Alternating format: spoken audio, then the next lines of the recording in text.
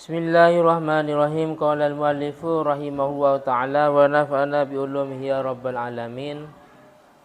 Bismillahirrahmanirrahim. Wasadisu utawi kang kaping 6 itu autibu itu memakai wangi-wangian, isti'maluhu tegese memakai wangi-wangian qasdon kalawan bertujuan, bima kalawan perkara yuksodu yang dituju, minhu sangking ma. Raihatu tibi opo baunya wangi-wangian.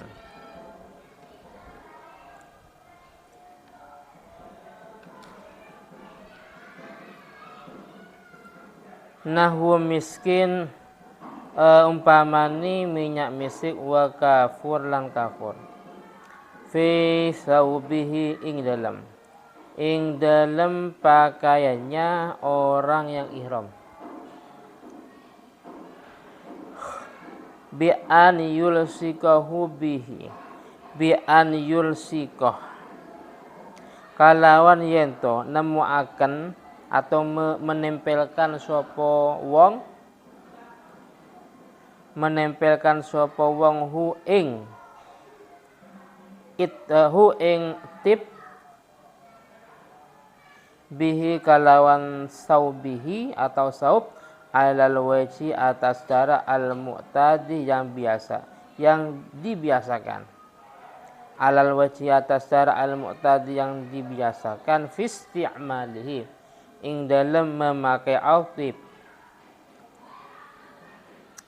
au fi badanihi atawa ing dalam badannya muhrim, dohirihi rupani bagian dohirnya muhrim, au batinihi atawa bagian dalamnya dohirihi rupani bagian dohirnya badan, rupani bagian dohirnya badan, au batinihi atau bagian batinnya badan.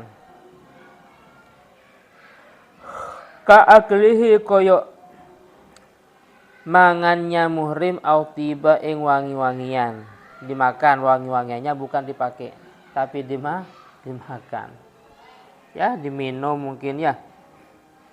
Wala farqa dan tidak ada perbedaan kemajud fi musta'mil tib ing dalam wong kang nganggu wangi-wangian baina kauni ing dalam ononi musta'mil iku rajulan wa mura'atan. Rajulan itu wong lanang, wa mura'atan dan perempuan.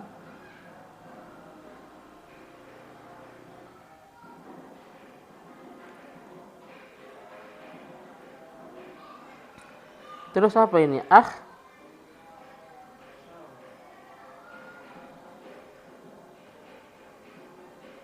Oh iya.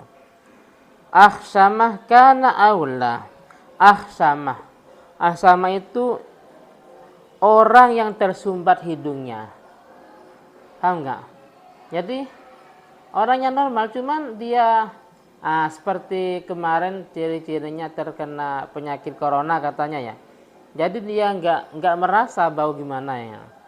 Ahsam, orang yang tersumbat bau, yang tersumbat hidungnya karena ono opo wong aula atau tidak. Wis, yang penting pakai, baik dia laki-laki atau perempuan, atau dia hidungnya normal apa tidak. Wa kharajalan metu bi qasdin kalawan lafal qasdin. Ma opo perkara. Lau alqad lamun nibaaken alaihi atas wong arihu opo angin.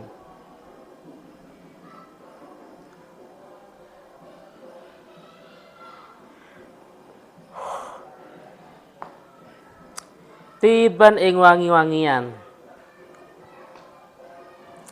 Jadi sedang duduk umpamanya, ternyata karena kipasnya terlalu bantar atau mungkin angin yang bantar sehingga minyak yang ada di meja tertumpah dan mengena ke bajunya. Padahal kita tidak tahu ya. Kita tidak merasakan, kita tidak tahu, apalagi bertujuan.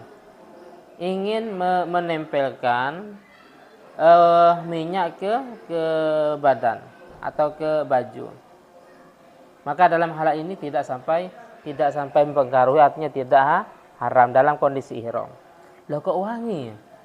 Dia tidak merasa karena dia memang tidak ada niatan meneteskan ke bajunya. Atau au ukriha utawa dipaksa sapa wong.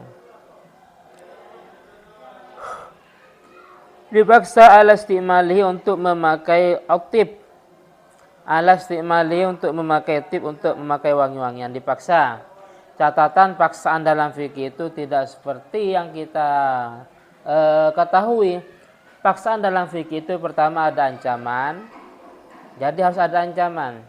Yang kedua, bahwasanya orang yang diancam itu tidak bisa menghindar, tidak bisa melarikan diri dan minta bantuan kepada orang lain, karena diancam pada waktu itu. Contohnya, kalau nggak pakai wangi-wangian ini, sekarang juga mau dibunuh umpamanya. Nah, jadi bahasanya ancaman. Yang kedua, halan sekarang juga.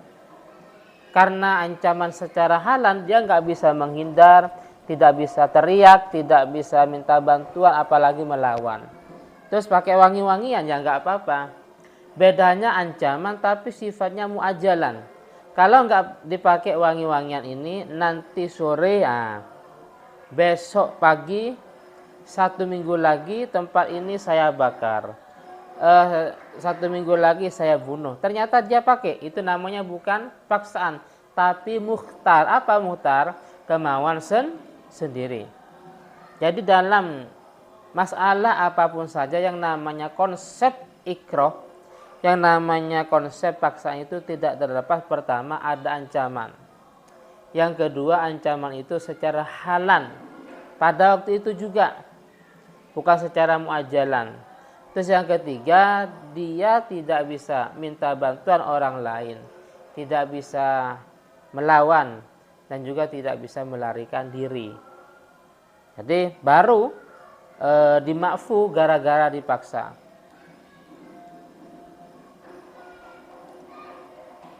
Kalau memang tidak ada paksaan, tidak ada ancaman atau ancaman tapi sifatnya beberapa waktu kemudian, bukan pada waktu itu, maka itu namanya bukan paksaan tapi kemauan sendiri, akad nikah, jual beli atau yang lainnya umpamanya.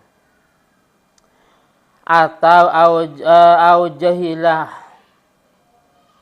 atau tidak ngerti sapa wong tahrimau ing haramnya tip, atau dia pakai wangi-wangian tapi masalahnya dia tidak ngerti bahwa itu haram.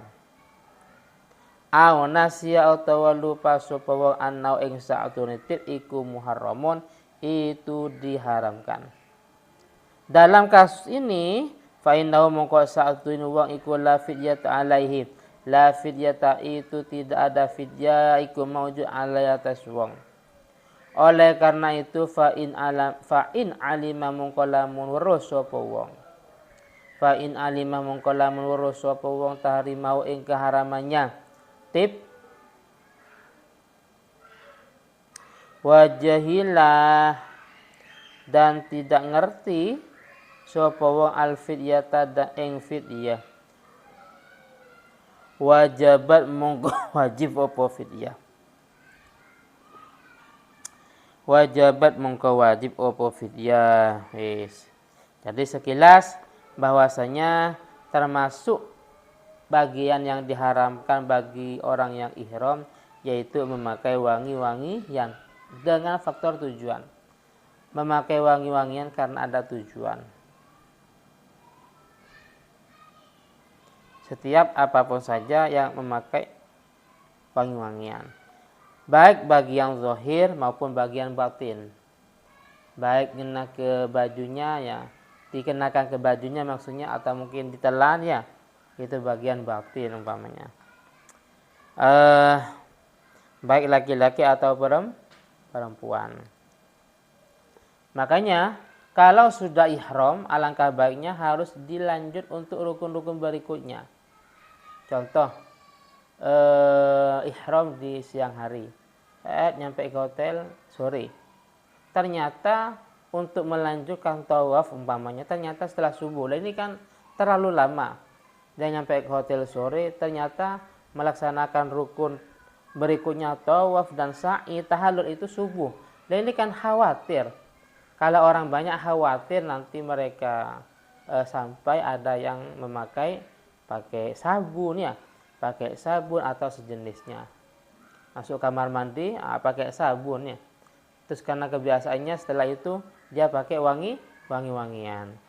Jadi sangat sulit apalagi rombongan banyak. Makanya kalau sewaktu-waktu Mbak Rani atau Mas Maula jadi pimpinan dengan rombongan yang banyak, seperti kemarin Kiroati katanya itu kan 5.000 sampai asar, ternyata komando dari pusat subuh, sehingga ada sebagian kecil dari taman katanya itu tidak mengikuti komando.